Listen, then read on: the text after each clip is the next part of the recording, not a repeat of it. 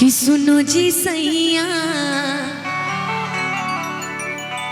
पढ़ती हूँ पैया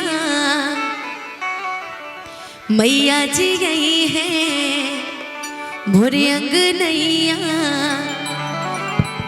जाओ ना गोरखपुर सहरवा बलम जी लेके हो आवो चुनरवा बलम जी लेके हो आवो चुनरवा बलम जी। बोलिए सच्चे दरबार की। मुझे पता है समय कुछ और हो गया है लेकिन एक भजन से शुरुआत करेंगे, उसके बाद जो आपकी फरमाइश, फिर से आज एक गाने की फरमाइश मुझे दोबारा मिली, मैं जरूर सुनाऊंगी। आइए कि सुनो जी सैया पढ़ती हूँ पैया मैया जी गई है मोरे अंगनैया। जाबो ना गोरखपुर सहरवा बलम जी लेके हो आवो चुनरवा बलम जी लेके हो आवो चुनरवा बलम जी लेके हो आवो चुनरवा बलम जी लेके हो आवो चुनरवा बलम जी।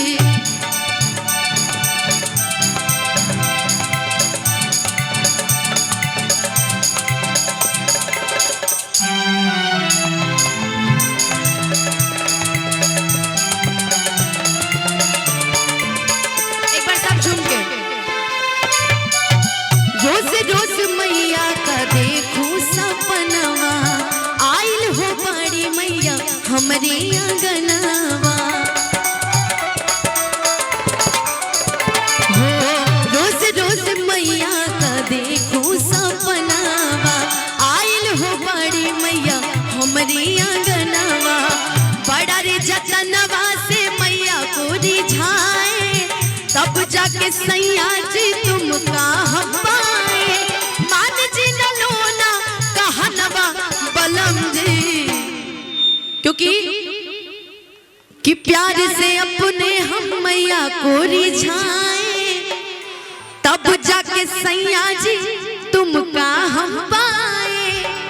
मान जी नलोना कहनवा बलम जी। बोलिए सच्चे दरबार की।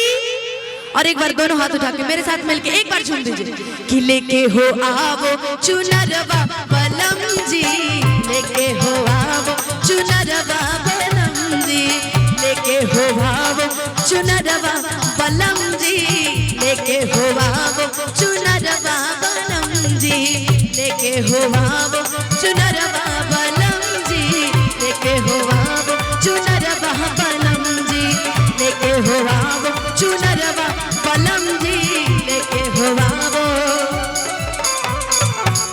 चुनरवा बलम जी। बोलिए सच्चे दरबार की। कुछ बोल दीजिए मेरे